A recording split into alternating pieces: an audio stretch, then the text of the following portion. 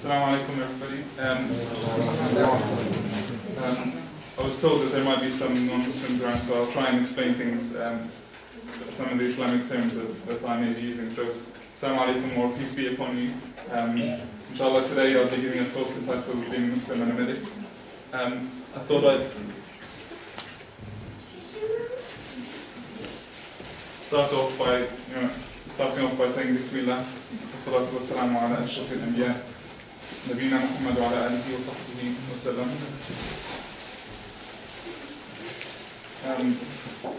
I begin, inshallah, by giving a brief outline of what I intended to talk about today. So first of all, after a brief introduction, inshallah, I was going to speak about a few of the issues or dilemmas that I faced as a medical student, and I'm sure many others may have faced as well. And also talk briefly about what it's like to start work, finally starting work, and also leaving some time at the end for some questions and answers, inshallah.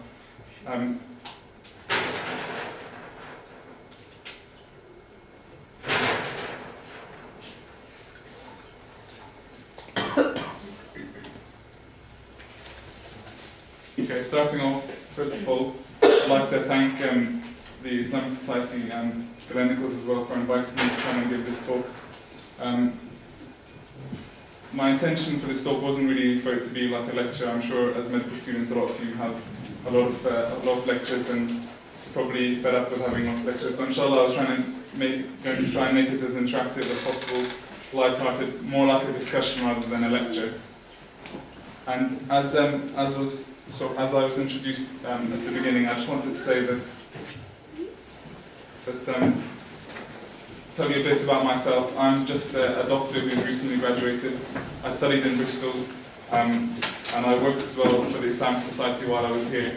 And when I say my authority, I don't mean obviously my dominance or my authority over other people. I mean where I'm coming from. My authority, as in what's the significance of what I'm saying. I'm just a medical student, and I'm just a doctor, and I'm not a scholar. So anything I say today is based on my experience and based also on some of the reading that I did. But obviously it's open to interpretation, and if anyone feels strongly about what I say or feels like they need to add something, then feel free to say whatever you feel like. So I thought I'd start a bit with a bit of audience participation, just to try and make it as exciting as possible. And I'd like someone out of the audience to maybe put their hand up and tell us why they went into medicine or why they're studying medicine. Would anyone like to mention anything? Okay. It might not be why I started a long time ago thinking about medicine, but certainly now, as I'm maturing, it's definitely a field that you can really make an intention to devote it for Allah and His cause. So to serve mankind, and really, it's very easy to make a good intention. Okay.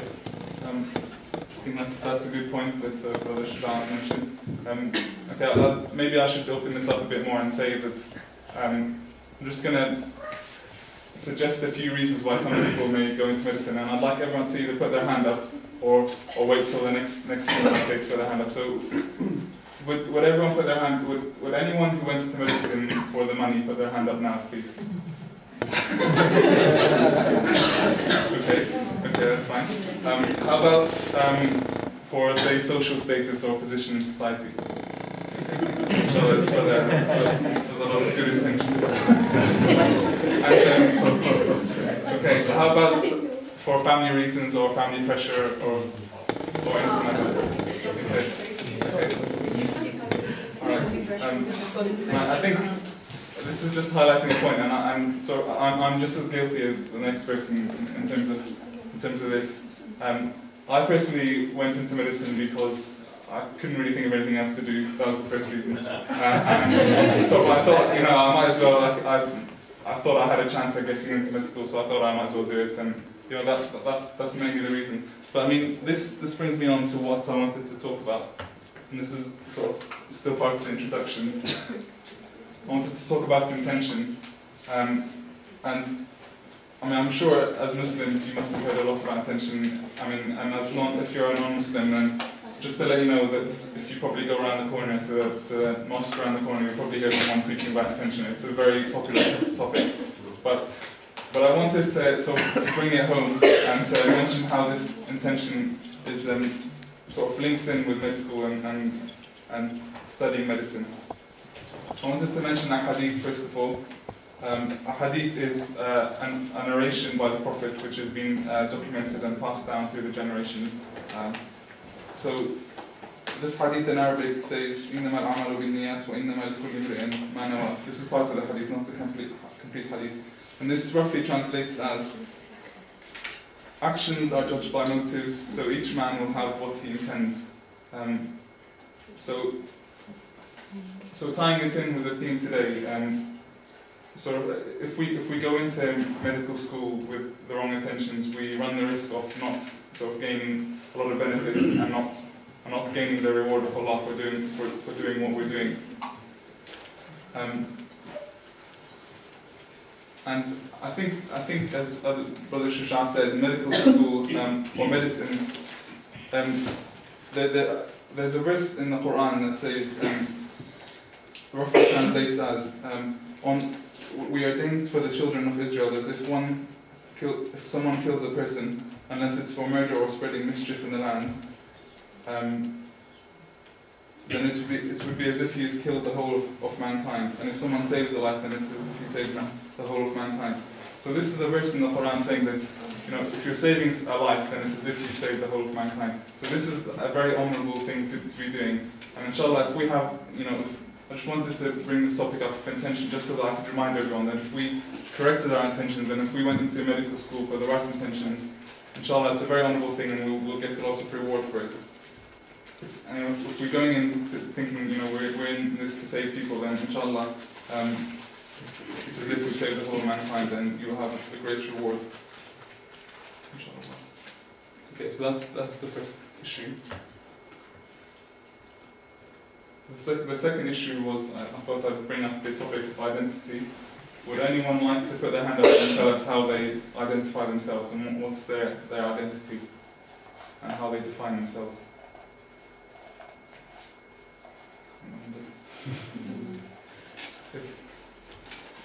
Yeah. As you say almost every single day, hi, my name is Shujam, I'm a fourth year medical student, Canada history and examination. So, medical student, Muslim, male, Indian. Okay, that's fair enough, and I think, I think that's maybe how most people would identify themselves. I'm a doctor, I'm a student, I studied this, I did that. I'm an Arab, I come from this country and that country. Whereas, I brought this topic up so that I can just sort of remind everyone that I think you should identify yourself sort of with the most important thing to yourself, or the most important thing to your heart. And to me, I would identify myself as a Muslim first and foremost before anything else. So I'm a Muslim before I'm a doctor, before I'm an Arab, before I'm anything else. And at this point I wanted to mention a verse that's mentioned in the Quran, and I'm sure all the Muslims have heard this verse before. وَمَا خَلَقْتُ الْجِنَّ وَالْإِنسَ إِلَّا لِيَعْبُدُونِ. Allah says that I will only create the jinn and man so that they serve me. So that, obviously serving God is not necessarily just praying or doing the ibadah. It's also any action that you take, as long as you have the intention of serving Allah or pleasing Allah or doing the right thing. So I think that, sort of in my opinion, the first and most important thing for us is that we're Muslims and we identify ourselves as Muslims.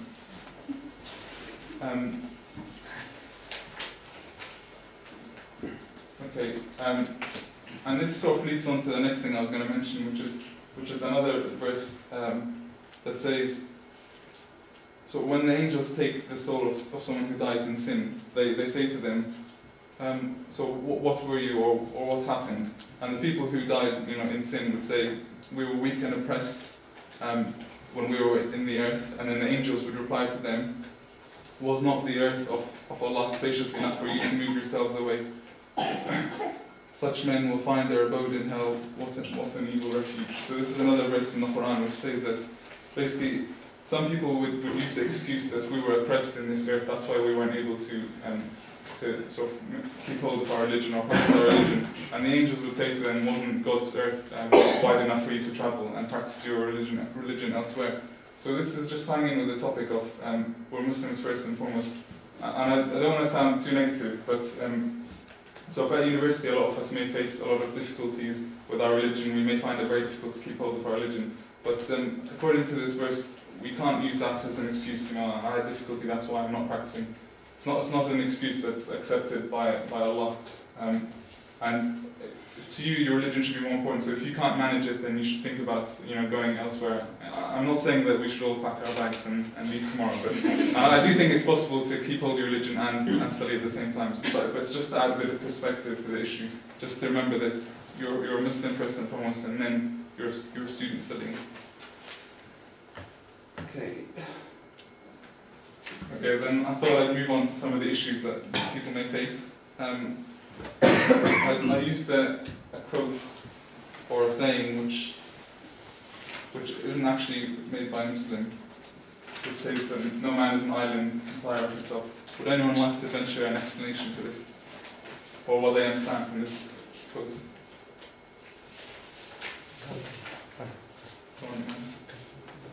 Basically, no man can live alone.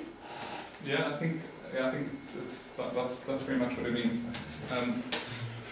It's quite self-explanatory, but I think it's telling us that sort of the way I understand it is that it's impossible for us to thrive and to live a healthy life if we're living secluded and we're living isolated. So in that sense, you know, we have to interact with others, we have to socialize with others. So in terms of, you know, why I brought this up, I thought I'd talk about some of the social problems that we as Muslims may face at university, or some of the problems I faced, and sort of how I went about trying to deal with these problems. So we've said that we can't live in isolation. So this means that either we socialise with, I tried to simplify this, but we either socialise with non-Muslims, Muslims, or a mixture of both Muslims and non-Muslims.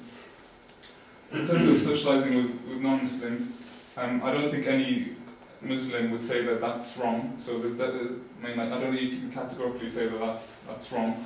And I think there are definitely a lot of things that we can participate in as Muslims and non-Muslims. I don't know, for example, sports, shopping. Thought I'd throw that in for the girls, if it's sexist, but that sort of thing. But I think if you choose to socialise, if your whole social circle is just with non-Muslims and you're a Muslim, there will come a point where you'll have to decide whether A, you're going to take part in some of the social activities that they do that are against Islam, i.e. drinking or going clubbing, etc. Or that you're going to decide that you're going to stay alone and isolate yourself and be a bit secluded because you don't want to participate in these harm things. So I think personally, if you choose just to socialise with non-Muslims, you will face difficulties. Either you'll go into, there'll be this temptation, constant temptation to go into doing wrong things, or you know, or becoming isolated.